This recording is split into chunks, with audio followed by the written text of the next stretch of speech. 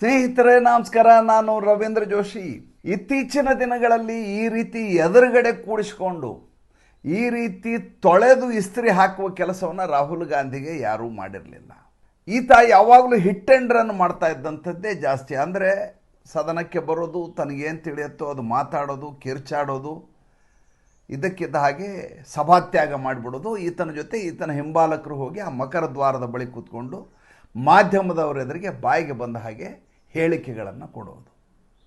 ಮಾತನಾಡುವಾಗ ಈತನಿಗೆ ಖಬರ್ ಇರೋದಿಲ್ಲ ಮೈ ಮೇಲೆ ಏನು ಮಾತಾಡ್ತಾ ಇದ್ದೀನಿ ಅಂತ. ಹಾಗೆ ಮಾತನಾಡಿದ ಮೇಲೆ ಹಿಂಗೆ ಮಾತಾಡಬಾರ್ದು, ಇದು ಅಸಂವಿಧಾನಿಕ, ನಿಮಗೆ ಮಾತಾಡಲಿಕ್ಕೆ ಅವಕಾಶ ಇಲ್ಲ ಅಂತ ಸಭಾಧ್ಯಕ್ಷರು ಹೇಳಿದ ಕೂಡಲೇ ನನಗೇ ನೀವು ಪ್ರಶ್ನೆ ಮಾಡ್ತೀರಿ ಅಂತ ಅಲ್ಲಿಂದ ಸಭಾತ್ಯಾಗ ಮಾಡೋದು. ಇದು ರಾಹುಲ್ ಗಾಂಧಿಯ ಇಷ್ಟು ದಿವಸದ ಸಂಪ್ರದಾಯ ಆಗಿತ್ತು. ಆದರೆ ನಿನ್ನೆ ನಡೆದಂಥ ವಿದ್ಯಮಾನ ಮತ್ತು ಮೊನ್ನೆ ನಡೆದಂಥ ವಿದ್ಯಮಾನ, 2 ದಿವಸಗಳ ವಿದ್ಯಮಾನ ರಾಹುಲ್ ಗಾಂಧಿಯನ್ನು ಯಾವ ಸ್ಥಿತಿಗೆ ತಂದಿದ್ದಾವೆ ಅಂದರೆ, ಈತ ಒಂದು ಸಲ ಮುಟ್ಟಿ ನೋಡ್ಕೋಬೇಕು. ಆ ರೀತಿಯಾಗಿ ಭಾರತೀಯ ಜನತಾ ಪಾರ್ಟಿ ಈತನ ಮೇಲೆ ನೇರವಾದ ದಾಳಿಯನ್ನು ಮಾಡಿತು. ಅದರಲ್ಲೂ ವಿಶೇಷವಾಗಿ ಅಮಿತ್ ಶಾ ಅವರು ಮಾಡಿದ ನಿನ್ನೆ ಭಾಷಣ ಇದೆಯಲ್ಲ, ಆ ಭಾಷಣ ಬಹುಶಃ ಸಂಸತ್ತಿನ ಇತಿಹಾಸದಲ್ಲಿ ದಾಖಲಾಗಿ ಉಳಿಯುವಂಥ ಒಂದು ಭಾಷಣವಾಗಿರುತ್ತೆ. ಯಾಕೆಂದರೆ ಮುಂದೆ ಬರುವಂಥ ಪ್ರತಿಪಕ್ಷದಲ್ಲಿ ಕೂತ್ಕೊಳ್ಳುವ ನಾಯಕ ಸ್ಥಾನದಲ್ಲಿರುವವರು ಹೇಗೆ ನಡೆದುಕೊಳ್ಳಬೇಕು ಎನ್ನುವ ರೀತಿಯಲ್ಲಿ ಅವರ ದಾಳಿ ನಡೆದಿತ್ತು. ಅದಕ್ಕಿಂತ ಮುಂಚೆ ಟ್ಯುಟೋರಿಯಲ್ ತೆಗೆದುಕೊಂಡವರು, ಪಾಠಶಾಲಾ ನಡೆಸಿದವರು ರವಿಶಂಕರ್ ಪ್ರಸಾದ್. ಈ ಹಿಂದೆ ಕಾನೂನು ಸಚಿವರಾಗಿದ್ದರು, ಸಂಸದೀಯ ಸಚಿವರಾಗಿದ್ದವರು ಮತ್ತು ಹೈಕೋರ್ಟ್ನ ಸೀನಿಯರ್ ಅಡ್ವೊಕೇಟ್ ಅವರು. ಅವರಂತೂ ಯಾವ ಮಟ್ಟಿಗೆ ರಾಹುಲ್ ಗಾಂಧಿಗೆ ಪಾಠವನ್ನು ಹೇಳಿದರು ಅಂದರೆ, ಸಂಸತ್ತಿಗೆ ಬಂದಾಗ ಹೇಗೆ ಕೊಳ್ಳಬೇಕು ಅನ್ನೋದರಿಂದ ಹಿಡಿದು ಪ್ರಶ್ನೆಯನ್ನು ಯಾವ ರೀತಿ ಕೇಳಬೇಕು, ಉತ್ತರವನ್ನು ಕೊಡುವ ಮುಂಚೆ ಯಾವ ರೀತಿ ನಡೆದುಕೊಳ್ಳಬೇಕು, ಎಲ್ಲವನ್ನೂ ಕೂಡ ಸವಿಸ್ತಾರವಾಗಿ ಒಬ್ಬ ವಿದ್ಯಾರ್ಥಿಯನ್ನು ಬೆಂಚ್ ಎದುರುಗಡೆ ಕೂಡಿಸ್ಕೊಂಡು ಅಥವಾ ಕಿವಿ ಹಿಡ್ಕೊಂಡು ಎದುರುಗಡೆ ನಿಲ್ಲು ಅಂತೇಳಿ ಆತನಿಗೆ ಪಾಠ ಹೇಳಿದ ರೀತಿಯಲ್ಲಿ ಹೇಳಿದರು. ಸಂಸತ್ತಿನ ವಿಚಾರವನ್ನು ಮಾತನಾಡಲಿಕ್ಕೆ ಪ್ರತಿ ಬಾರಿ ಅದೇ ರಾಹುಲ್ ಗಾಂಧಿಯ ಬಗ್ಗೆ ಮಾತಾಡಲಿಕ್ಕೆ ನಮಗೂ ಕೂಡ ಸ್ವಲ್ಪ ಅದು ಮೊನಾಟನಿ ಅನಿಸುತ್ತೆ, ಏಕತಾನತೆ ಅನಿಸುತ್ತೆ. ಆಮೇಲೆ ರಾಹುಲ್ ಗಾಂಧಿಯ ಬಗ್ಗೆ ಎಲ್ಲವೂ ತಿಳಿದಿರುವಂಥ ತಮ್ಮಂಥ ಪ್ರಾಜ್ಞರ ಎದುರುಗಡೆ ಮತ್ತೆ ಅದನ್ನೇ ಪ್ರಸ್ತಾಪ ಮಾಡಿದರೆ ಇದು ಈ ಚರ್ವಿತ ಚರ್ವಣ ಆಗುತ್ತೆ ಅನ್ನುವಂಥ ಅನುಮಾನ ನನ್ನಲ್ಲಿದ್ದರೂ ಕೂಡ ನಿನ್ನೆ ನಡೆದ ವಿದ್ಯಮಾನವನ್ನು ನಾನು ತಮ್ಮೆದುರಿಗೆ ಹೇಳಲೇಬೇಕು. ಇದಕ್ಕಿಂತ ಮುಂಚೆ ಮೊನ್ನೆ ನಿಶಿಕಾಂತ್ ದುಬೆ ಅವರು ಕ್ಲಾಸ್ ತೊಗೊಂಡಿದ್ರು. ಅವತ್ತು ರಾಹುಲ್ ಗಾಂಧಿ ಇರಲಿಲ್ಲ. ರಾಹುಲ್ ಗಾಂಧಿ ಹರಿಯಾಣಕ್ಕೆ ಹೊರಟೋಗಿದ್ರು. ಮಜಾ ನೋಡಿ, ಈ ಅಧಿವೇಶನ 9ನೇ ತಾರೀಕು ಶುರುವಾಯಿತು ಸ್ವಾಮಿ. 9ನೇ ತಾರೀಕು ಅಧಿವೇಶನ ಶುರುವಾಗುತ್ತೆ. ಶುರುವಾದಾಗ ವಿಷಯವನ್ನು ಚರ್ಚೆಗೆ ತೆಗೆದುಕೊಂಡದ್ದು ಕಳೆದ ಬಾರಿ ನಿಂತು ಹೋದಂಥ ವಿಧಾನಸಭಾಧ್ಯಕ್ಷರ ಅವಿಶ್ವಾಸ ಮತ ನಿರ್ಣಯದ ಕುರಿತಾದಂಥ ಚರ್ಚೆ. ಅದು ಆದ್ಯತೆಯಲ್ಲಿರೋದು, ಅದನ್ನು ಎಲ್ಲರೂ ಕೂಡ ಒಪ್ಕೊಂಡದ್ದು. ಮುಂಚೆ ಸಭೆಯನ್ನು ಮಾಡ್ತಾರೆ ಸಭಾಧ್ಯಕ್ಷರು, ಯಾವ ವಿಷಯದ ಕುರಿತು ಸದನದಲ್ಲಿ ನಾವು ಚರ್ಚೆ ಮಾಡಬೇಕು ಅಂತ ಹಿಂದಿನ ದಿವಸ ಸಂಜೆ ತೀರ್ಮಾನ ಆಗಿರುತ್ತೆ. ಹಾಗೆ ಕಳೆದ ಸದನದ ಪರಿಸಮಾಪ್ತಿಯ ಸಂದರ್ಭದಲ್ಲಿ ಮುಂದಿನ ಸಂಸತ್ ಅಧಿವೇಶನವನ್ನು ಶುರು ಮಾಡೋದು ಓಂ ಬಿರ್ಲಾ ಅವರ ಮೂಲಕ. ಯಾಕೆ ಓಂ ಬಿರ್ಲಾ ಅವರು ಈಗ ಕುರ್ಚಿಯ ಮೇಲೆ ಕೂತ್ಕೋತಾ ಇಲ್ಲ. ಅವರು ಎಲ್ಲಿವರೆಗೂ ನನ್ನನ್ನು ನಿಷ್ಪಕ್ಷಪಾತಿ ಅಂತ ನನಗೆ ವರದಿ ಬರೋದಿಲ್ವೋ ಅಲ್ಲಿವರೆಗೂ ನಾನು ಬಂದು ಆ ಕುರ್ಚಿ ಮೇಲೆ ಕೂತ್ಕೊಳ್ಳೋದಿಲ್ಲ. ಅದು ನ್ಯಾಯ ಅಲ್ಲ ಅನ್ನುವಂಥ ಕಾರಣಕ್ಕೋಸ್ಕರ ನೈತಿಕತೆಯ ಪ್ರಶ್ನೆ ಅದು. ಅವ್ರು ಬಂದು ಅಲ್ಲೇ ಕೂತಿದ್ರೆ ಏನು ಸಮಸ್ಯೆ ಅಲ್ಲ. ಯಾವಾಗ ಇದರ ಚರ್ಚೆ ನಡೆಯುತ್ತೆ ಆವಾಗ ಅವ್ರು ಕೂಡಬೇಕಾದ ಅಗತ್ಯ ಇಲ್ಲ, ಆವಾಗ ಉಪಸಭಾಧ್ಯಕ್ಷರು ಕೂತಿರ್ತಾರೆ. ಆದರೆ ಅವತ್ತಿನಿಂದಲೇ ಓಂ ಪ್ರಕಾಶ್ ಬಿರ್ಲಾ ಅವರು ನಾನು ಈ ಕುರ್ಚಿ ಮೇಲೆ ಕೂತ್ಕೊಳ್ಳೋದಿಲ್ಲ, ಬೇರೆ ಯಾರಿಂದ ನಾನು ನಡೆಸಿದ್ದು. ಜಗದಂಬಿಕಾ ಪಾಲ್ ಅವರು ಅವರ ಜವಾಬ್ದಾರಿಯನ್ನು ನಿರ್ವಹಿಸ್ತಾ ಇರ್ತಾರೆ, ಭಾಳ ಅಚ್ಚುಕಟ್ಟಾಗಿ ಅವರು ನಿರ್ವಹಿಸ್ತಾ ಇರ್ತಾರೆ. ಸಭೆ ಶುರುವಾದ ತಕ್ಷಣ ಇರಾನ್ ಯುದ್ಧದ ಬಗ್ಗೆ ಮಾತಾಡೋಣ ಅಂತ ಗಲಾಟೆ ಶುರು. ಅದಾದಮೇಲೆ ರಾಹುಲ್ ಗಾಂಧಿ ಎಕ್ಸಿಟ್ಟು ನೋಡಿ ಹೇಗಿದೆ. ಅವರು ಹರಿಯಾಣದಲ್ಲಿ ಯಾವುದೋ ಒಂದು ಮದುವೆ ಆಗಬೇಕಂತೆ, ಆ ಮದುವೆ ಕಾರ್ಯಕ್ರಮಕ್ಕೆ ಹೋಗ್ತಾರೆ ಅಂತ ಅವರು ಅಲ್ಲಿಂದ ಹೊರಟು ಹೋಗ್ತಾರೆ. ಸಂಸತ್ತಿನ ಅಧಿವೇಶನಕ್ಕಿಂತ ಇವ್ರಿಗೆ ಈ ರೀತಿಯ ಖಾಸಗಿ ಕಾರ್ಯಕ್ರಮಗಳಿಗೆ ಹೆಚ್ಚಿನ ಆದ್ಯತೆ. ಅದನ್ನಿಂದ ಅಮಿತ್ ಶಾ ಅವ್ರು ಭಾಳ ಚೆನ್ನಾಗಿ ಪ್ರಸ್ತಾಪ ಮಾಡಿದರು.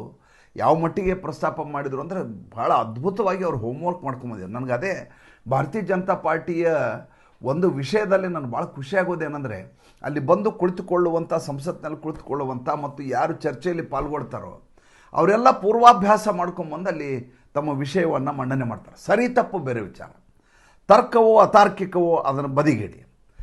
ಆದರೆ ತಯಾರಿ ಅಂತೂ ಸ್ಪಷ್ಟವಾಗಿ ಮಾಡ್ಕೊಂಡು ಕೂತಿರ್ತಾರೆ. ಮೊನ್ನೆ ನಿಶಿಕಾಂತ್ ದುಬೆ ಅವರು ಒಂದು ಬಾಂಬನ್ನು ಸಿಡಿಸಿದರು.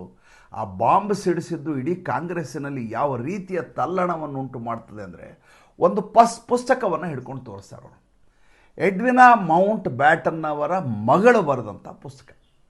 ಆಕೆ ಹೇಳ್ತಾಳೆ, ತನ್ನ ತಾಯಿ ಎಡ್ವಿನಾ ನೆಹರು ಅವರ ಜೊತೆ ಬೆಡ್ರೂಮ್ನಲ್ಲಿ ಚಕ್ಕಂದ ಆಡ್ತಾ ಇರ್ತಾರೆ. ಯಾವಾಗ ಮೋಹನ್ ದಾಸ್ ಕರಮ್ಚಂದ್ ಗಾಂಧಿಯವರ ಹತ್ಯೆ ಆಗಿರುತ್ತೋ 1948 ಜನವರಿ 30ನೇ ತಾರೀಕು, ಅವತ್ತು ಹತ್ಯೆಯಾಗಿದೆ ಅಂತ ಗೊತ್ತಿದ್ದು ಕೂಡ ನೆಹರು ಅವರು 2 ಗಂಟೆ ಹೊರಗಡೆ ಬರೋದಿಲ್ಲ, ತನ್ನ ತಾಯಿಯ ಜೊತೆ ರೂಮಿನಲ್ಲಿ ಇರ್ತಾರೆ ಅಂತ ಪುಸ್ತಕದಲ್ಲಿ ಉಲ್ಲೇಖ ಮಾಡಿದ್ದಾರೆ.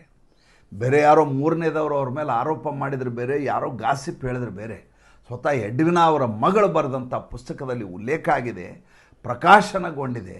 ಆ ಪುಸ್ತಕವನ್ನು ಸ್ವತಃ ನಿಶಿಕಾಂತ್ ದುಬೆ ಅವರು ಸಭಾಧ್ಯಕ್ಷರ ಅನುಮತಿಯ ಮೇರೆಗೆ ಸಭೆಯಲ್ಲಿ ಪ್ರಸ್ತಾಪ ಮಾಡ್ತಾರೆ. ಅಂದರೆ ಜವಾಹರ್ಲಾಲ್ ನೆಹರು ಕಾಲದಿಂದಲೂ ಕೂಡ ಇವರ ಅಪಸವ್ಯಗಳು ಹೇಗೆ ನಡೀತಾ ಇದ್ದಾವೆ ಅನ್ನೋದಕ್ಕೆ ಉದಾಹರಣೆಯಾಗಿ ಅವರು ಮೊನ್ನೆ ಹೇಳಿದಂಥ ಮಾತಿದು. ಕಾಂಗ್ರೆಸ್ಸಿಗೆ ಇದರ ಬಗ್ಗೆ ಉತ್ತರ ಇಲ್ಲ. ನಿನ್ನೆ ಶುರುವಾದ ತಕ್ಷಣ ಅನುರಾಗ್ ಠಾಕೂರ್ ಎಂಥ ಮಾತು ಹೇಳಿದರು ಅಂದರೆ, ಈತ ವಿಪಕ್ಷ ನಾಯಕನಲ್ಲ, ಈತ ಪ್ರೊಪಗ್ಯಾಂಡಾ ನಾಯಕ ಈತ ಅಂತ ರಾಹುಲ್ ಗಾಂಧಿ ಅವರನ್ನು ನೇರವಾಗಿ ಜರೆದರು ಅನುರಾಗ್ ಠಾಕೂರ್ ಹಿಂದೆ ಚಕ್ರವ್ಯೂಹದ ಕುರಿತು ಕೂಡ ಅದ್ಭುತವಾಗಿ ಮಾತಾಡಿದರು. ಸ್ವತಃ ಶಶಿ ತರೂರ್ ಅವರು ಸಿಕ್ಕಾಕಿಬಿಟ್ಟಿದ್ರು. ಶಶಿ ತರೂರ್ ಬರೆದ ಪುಸ್ತಕದಲ್ಲಿ ದುರ್ಯೋಧನ ಯಾರು, ದುಶ್ಯಾಸನ ಯಾರು, ಗಾಂಧಾರಿ ಯಾರು, ಕಾಂಗ್ರೆಸ್ಸಿನ ಯಾವ್ಯಾವ ನಾಯಕರಿಗೆ ಯಾವ್ಯಾವ ಪಾತ್ರವನ್ನು ಶಶಿ ತರೂರ್ ಕೊಟ್ಟಿದ್ದಾರೆ ತಮ್ಮ ಪುಸ್ತಕದಲ್ಲಿ ಅಂತ ಆ ಪುಸ್ತಕದ ಎಲ್ಲ ವಿಷಯಗಳನ್ನು ಉಲ್ಲೇಖ ಮಾಡಿ ಶಶಿ ತರೂರ್ ಅಲ್ಲಿ ಕೂತಿರಬಾರ್ದು ಆ ಸ್ಥಿತಿಗೆ ತಂದು ನಿಲ್ಲಿಸಿದರು. ಅಂದರೆ ಇವರ ಕಾಂಗ್ರೆಸ್ಸಿನವರಿಗೆ, ಕಾಂಗ್ರೆಸ್ಸಿನ ಹಿರಿಯ ನಾಯಕರಿಗೆ ಇವರ ಬಗ್ಗೆ ಯಾವ ಅಭಿಪ್ರಾಯ ಇದೆ ಅನ್ನುವುದನ್ನು ಅವತ್ತು ಮಂಡಿಸಿದ್ದವರು. ಅಷ್ಟೇ ಅಲ್ಲ, ನಿನ್ನೆ ಅಮಿತ್ ಶಾ ಅವರು ತುಂಬ ಚೆನ್ನಾಗಿ ಹೇಳಿದರು. ಸದಸ್ಯರಾದಂಥ ಬಾಲು ಮತ್ತು ಶಶಿ ತರೂರ್ ಅವರು ರಾಹುಲ್ ಗಾಂಧಿಗೆ ಹೇಗೆ ಸಂವಿಧಾನಿಕ ನಡವಳಿಕೆ ಅನ್ನುವುದ ಪಾಠವನ್ನು ಹೇಳ್ಕೊಡ್ಬೇಕು, ಪಕ್ಷದಲ್ಲಿ ಹಿರಿಯರಾಗಿದ್ದುಕೊಂಡು ರಾಹುಲ್ ಗಾಂಧಿಗೆ ನೀವೇನು ಹೇಳೋದೇ ಇಲ್ಲ ಅಂತ ತರಾಟೆಗೆ ತೆಗೆದುಕೊಂಡ್ರು. ಮಜಾ ಅಂದರೆ ಅಮಿತ್ ಶಾ ಭಾಷಣದ ಬಗ್ಗೆ ಹೇಳ್ತಾನೆ. ಅಮಿತ್ ಶಾ ಶುರು ಮಾಡಿದ್ದು ತುಂಬ ಚೆನ್ನಾಗಿ ಶುರು ಮಾಡಿದ್ರು. ಅವ್ರು ಹೇಳ್ತಾರೆ ನೋಡಿ, ಅವರು ಯಾವ ವರ್ಷ ಯಾವ ಬಜೆಟ್ ಅಧಿವೇಶನ ಒಂದೊಂದಾಗಿ ಉಲ್ಲೇಖ ಮಾಡ್ತಾ ಹೋದ್ರು. ನಾ ಇಲ್ಲಿ ಹೇಳಬೇಕಾದ ಅಗತ್ಯ ಇಲ್ಲ. 2015ರಲ್ಲಿ, 2018ರಲ್ಲಿ, 2017ರಲ್ಲಿ, 2021ರಲ್ಲಿ ಬಜೆಟ್ ಅಧಿವೇಶನದ ಸಂದರ್ಭದಲ್ಲಿ ಯಾವ್ಯಾವ ದೇಶಗಳಿಗೆ ರಾಹುಲ್ ಗಾಂಧಿ ಹೋಗಿದ್ರು. ಬಜೆಟ್ ಅಧಿವೇಶನಕ್ಕಿಂತ ಇವರಿಗೆ ವಿದೇಶ ಪ್ರವಾಸ ಭಾಳ ಮುಖ್ಯ ಆಗತ್ತೆ. ಇರಲಿ, ವಿದೇಶ ಪ್ರವಾಸ ಮಾಡಲಿ. ವಿದೇಶ ಪ್ರವಾಸ ಮಾಡಿ ಇಲ್ಲಿ ಬಂದು ನನಗೆ ಮಾತನಾಡಲಿಕ್ಕೆ ಅವಕಾಶ ಕೊಡೋದಿಲ್ಲ ಅಂತ ಹೇಳಿದರೆ, ನಮ್ಮಲ್ಲಿ ವಿಡಿಯೋ ಕಾನ್ಫರೆನ್ಸ್ ಫೆಸಿಲಿಟಿ ಸಂಸತ್ತಿನಲ್ಲಿ ಮಾಡಿಲ್ಲ. ಇವರು ಸಂಸತ್ತಿನಲ್ಲಿ ಉಪಸ್ಥಿತರಿದ್ದು ಮಾತನಾಡ್ತೀನಿ ಅಂದರೆ ಅದಕ್ಕೆ ಅವಕಾಶ ಕೊಡ್ಬೋದು. ಇವರು ಯಾವುದೋ ದೇಶದಲ್ಲಿ ಇದ್ಕೊಂಡು, ಜರ್ಮನಿಯಲ್ಲಿ ಇದ್ಕೊಂಡು, ಅಮೇರಿಕಾದಲ್ಲಿ ಇದ್ಕೊಂಡು, ಇಂಗ್ಲೆಂಡ್ನಲ್ಲಿ ಇದ್ಕೊಂಡು, ಭಾರತದ ಸಂಸತ್ತಿನ ಬಜೆಟ್ ಅಧಿವೇಶನದಲ್ಲಿ ಅಬ್ಸೆಂಟ್ ಆಗಿ ನನಗೆ ಮಾತನಾಡಲಿಕ್ಕೆ ಅವಕಾಶವೇ ಇಲ್ಲ ಅಂತ ಹೇಳಿದರೆ ಅದು ಹೆಂಗೆ ಒಪ್ಕೊಳ್ಳಿಕ್ಕೆ ಸಾಧ್ಯ ಇದೆ ಅನ್ನೋ ಒಂದೇ ಮಾತು. ಎರಡನೇದು, ಈತನ ನಡವಳಿಕೆಯ ಬಗ್ಗೆ ಮಾತಾಡಿದರು. ನೋಡಿ, ಇವರು ಈ ಪಕ್ಷದ ನಾಯಕ, ರಾಹುಲ್ ಗಾಂಧಿ ವಿಪಕ್ಷದ ನಾಯಕ. ಆತವೇ ಒಪ್ಪಿಕೊಂಡು ಪ್ರಸ್ತಾವನೆಯನ್ನು ಸಲ್ಲಿಸಿದ್ದು ಓಂ ಬಿರ್ಲಾ ಅವರನ್ನು ಪದಚ್ಯುತಗೊಳಿಸಬೇಕು, ಅವರ ಮೇಲೆ ನಮ್ಗೆ ವಿಶ್ವಾಸ ಇಲ್ಲ ಅಂತ. ಅದ್ರ ಬಗ್ಗೆ ಚರ್ಚೆ ಮಾಡ್ತೀನಿ ಅಂದ ತಕ್ಷಣ ಇರಾನ್ ಬಗ್ಗೆ ಮಾತಾಡ್ತೀನಿ ಅಂತಾರೆ. ಇವರಿಗೆ ಇಷ್ಟ ಬಂದ ವಿಷಯವನ್ನು ಮಾತಾಡಲಿಕ್ಕೆ ಇದು ಬೇರೆ ಯಾವುದೋ ಸಾರ್ವಜನಿಕ ಸಭೆ ಅಲ್ಲ. ಇದು ಸಂಸತ್ತಿನ ನಡವಳಿಕೆಗೆ ಅನುಗುಣವಾಗಿ ಅವತ್ತು ಯಾವ ವಿಷಯ ಅಜೆಂಡಾದಲ್ಲಿದೆ ಅದನ್ನೇ ಮಾತಾಡಬೇಕು. ಈ ವಿಷಯವನ್ನು ಹಿರಿಯ ಸದಸ್ಯರು ರಾಹುಲ್ ಗಾಂಧಿ ಹೇಳ್ಕೊಡ್ಬೇಕು. ಎರಡನೇದಾಗಿ ಆತನ ನಡವಳಿಕೆ ಹೇಗಿರುತ್ತೆ ಅಂತಂದರೆ, ರಾಹುಲ್ ಗಾಂಧಿ ಇದ್ದಕ್ಕಿದ್ದ ಹಾಗೆ ಬಂದು ಟ್ರೆಜರಿ ಬೆಂಚ್ನಲ್ಲಿ ಕೂತಿರುವಂಥ ನರೇಂದ್ರ ಮೋದಿ ಅವ್ರನ್ನ ಹೋಗಿ ತಪ್ಕೊಂಡ್ಬಿಡ್ತಾರೆ, ಅದಾದಮೇಲೆ ಕಣ್ಣು ಹೊಡಿತಾರೆ. ಈ ರೀತಿಯಾದಂಥ ಅಸಭ್ಯವಾದ ನಡವಳಿಕೆಯನ್ನು ರಾಹುಲ್ ಗಾಂಧಿ ಮಾಡ್ತಾರೆ. ಇದು ನಮ್ಮ ಸಂಸತ್ತಿಗೆ ಗೌರವ ತರುವಂಥ ಕೆಲಸ ಅಥವಾ ಘನತೆ ತರುವಂಥ ಕೆಲಸ ಅಲ್ಲ. ಇಂಥ ಕೆಲಸಗಳನ್ನ ಅವ್ರು ಮಾಡ್ತಾರೆ.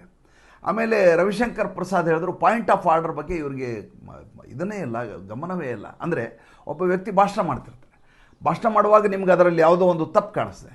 ತಪ್ಪು ಕಂಡಾಗ ನೀವು ವಿಧಾನಸಭಾಧ್ಯಕ್ಷರ ಅನುಮತಿಯನ್ನು ಪಡೆದು ಅವರಕ್ಕೆ ಗಮನಕ್ಕೆ ತಂದು ಪಾಯಿಂಟ್ ಆಫ್ ಆರ್ಡರ್ ಅಂಥೇಳಿ ಯಾವ ಸಂವಿಧಾನದ ಯಾವ ಸೆಕ್ಷನ್ ಪ್ರಕಾರ ಈತ ತಪ್ಪು ಮಾತಾಡ್ತಾ ಇದ್ದಾರೆ ಅಂತ ಅಲ್ಲಿ ತಿದ್ದುಪಡಿ ಕೇಳಬೇಕು ಅಥವಾ ಸ್ಪಷ್ಟೀಕರಣ ಕೇಳಬೇಕು. ಅದಕ್ಕೆ ಪಾಯಿಂಟ್ ಆಫ್ ಆರ್ಡರ್ ಅಂತಾರೆ.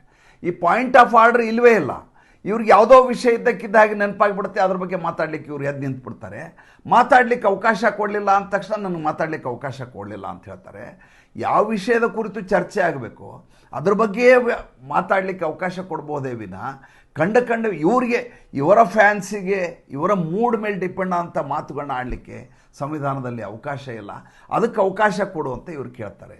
ಓಂ ಬಿರ್ಲಾ ಅವರು ಇವತ್ತು ಎಷ್ಟು ಸಂಯಮದಿಂದ ನಡ್ಕೊಳ್ಳಿಕ್ಕೆ ಸಾಧ್ಯವೋ ಅದನ್ನು ಮೀರಿ ಅವರು ನಡ್ಕೊಂಡದ್ದಿದೆ.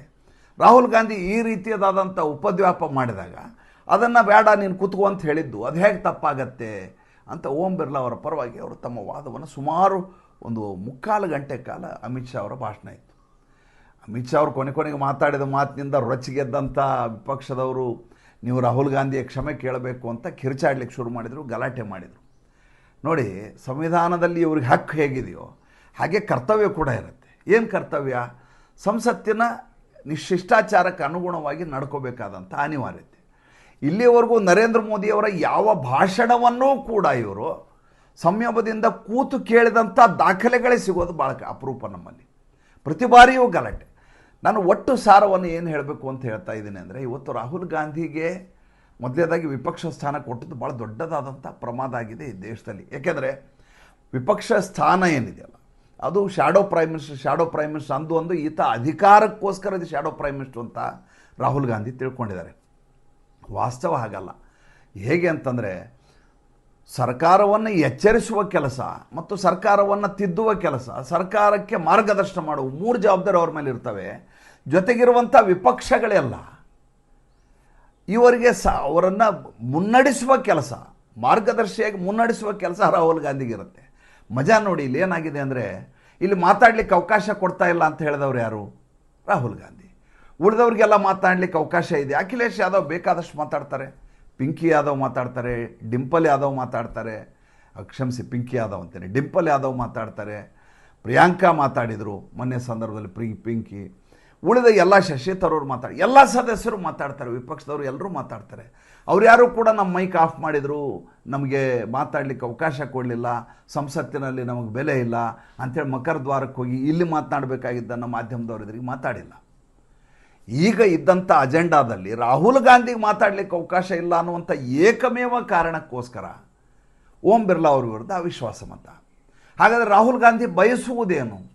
ರಾಹುಲ್ ಗಾಂಧಿ ಬಯಸುವುದೇನು ಅಂದರೆ, ನಾನು ಇಷ್ಟ ಬಂದ ಹಾಗೆ ನಡ್ಕೊಳ್ಳೋಕ್ಕೆ ನನಗೆ ಅವಕಾಶ ಕೊಡಬೇಕು, ನಾನು ಈ ದೇಶದ ಪ್ರಧಾನಿಯಾಗಬೇಕಾಗಿದ್ದಂಥ ವ್ಯಕ್ತಿ, ನನ್ನದು ಎಂಟೈಟಲ್ಮೆಂಟ್ ಇದೆ, ನಾನು ಅದಕ್ಕೆ ಯೋಗ್ಯನಾದಂಥ ವ್ಯಕ್ತಿ, ನನ್ನ ಇಡೀ ಪರಂಪರೆಯೇ, ನಮ್ಮ ಇಡೀ ಖಾನ್ದಾನೇ ಪ್ರೈಮ್ ಮಿನಿಸ್ಟರ್ ಆದವರು, ನನ್ನ ಅವಕಾಶವನ್ನು ನರೇಂದ್ರ ಮೋದಿಯವರು BJPಯವರು ಕಿತ್ಕೊಂಡಿದ್ದಾರೆ. ಆದ್ದರಿಂದ ನಾನು ಇವತ್ತು ಮಾತಾಡೋನೆ, ನಾನು ಏನು ಮಾತಾಡಿದರೂ ನೀವು ಅವಕಾಶ ಕೊಡಬೇಕು. ಏಕೆಂದರೆ ನಾನು ವಿಪಕ್ಷ ನಾಯಕ ಅಂದರೆ ಪ್ರಧಾನಮಂತ್ರಿಗಿಂತ ಹೆಚ್ಚಿನ ಅಧಿಕಾರ ಇರುವಂಥ ಒಂದು ಸ್ಥಾನ ಇದು ಅಂತ ಸ್ವತಃ ಅವರೇ ಅಂದ್ಕೊಂಡ್ಬಿಟ್ಟಿದ್ದಾರೆ. 1951-52ರ ಮೊದಲ ಚುನಾವಣೆಯ ನಂತರದ ಸಂಸತ್ತಿನಿಂದ ಹಿಡಿದು ಇಲ್ಲಿಯವರೆಗೂ ವಿಪಕ್ಷ ನಾಯಕನ ಸ್ಥಾನದಲ್ಲಿ ಈ ರೀತಿಯಾದಂಥ ಕೀಳು ವರ್ತನೆ ಮಾಡಿದಂಥ ಯಾರೂ ನಿಮಗೆ ಸಿಗ್ಲಿಕ್ಕೆ ಸಾಧ್ಯ ಇಲ್ಲ. ಅದಕ್ಕೆ ನಿನ್ನೆ ಅಮಿತ್ ಶಾ ಅವರು ಮತ್ತು ರವಿಶಂಕರ್ ಪ್ರಸಾದ್ ಅವರು ಚೆನ್ನಾಗಿ ತೊಳೆದು ಆತನನ್ನು ಇಸ್ತ್ರಿ ಹಾಕಿದ್ದಾರೆ. ಇನ್ನಾದರೂ ಆತ ಸುಧಾರಿಸ್ಕೊಂಡ್ರೆ ಒಳ್ಳೆಯದು. ಸುಧಾರಿಸ್ಕೊಳ್ಳಾರ್ದೆ ಇದನ್ನೇ ಮುಂದುವರಿಸಿದರೆ ಎಲ್ಲ ಬಿಲ್ಗಳು ತಂತಾನೆ ಪಾಸ್ ಆಗ್ತಿರ್ತವೆ. ಯಾವ ವಿಷಯದ ಕುರಿತು ಚರ್ಚೆ ಆಗಬೇಕು ಅದು ಕೂಡ ಚರ್ಚೆ ಆಗಲಾರದೆ ಹೋಗ್ಬಿಡತ್ತೆ. ಇದು ನಷ್ಟ ಆಗೋದು ವಿಪಕ್ಷದವರಿಗೆ. ಏಕೆಂದರೆ ಒಂದು ಒಳ್ಳೆಯ ಅವಕಾಶ ಲಭ್ಯ ಆದಾಗ ಅದನ್ನು ಬಳಸ್ಕೊಳ್ಳದೆ ಹೋದರೆ, ದಕ್ಷತೆಯನ್ನು ಮೆರೆಯದೆ ಹೋದರೆ ನಾಳೆ ಜನರಿಗೆ ಏನು ಮುಖ ತೋರಿಸ್ತೀರಿ? ಮತ್ತು ಮುಂದಿನ ಸಂಚಿಕೆಯಲ್ಲಿ ಹೊಸ ವಿಷಯದೊಂದಿಗೆ ಬರ್ತೀನಿ. ಸಂಚಿಕೆ ಇಷ್ಟ ಆದರೆ ಲೈಕ್ ಮಾಡಿ, ಫಾಲೋ ಮಾಡಿ, ಶೇರ್ ಮಾಡಿ. ನಮ್ಮ ಮುಕ್ತ ಪತ್ರಿಕೋದ್ಯಮಕ್ಕೆ ದಯವಿಟ್ಟು ಆರ್ಥಿಕವಾಗಿ ಬೆಂಗಾವಲಾಗಿ ನಮಸ್ಕಾರ.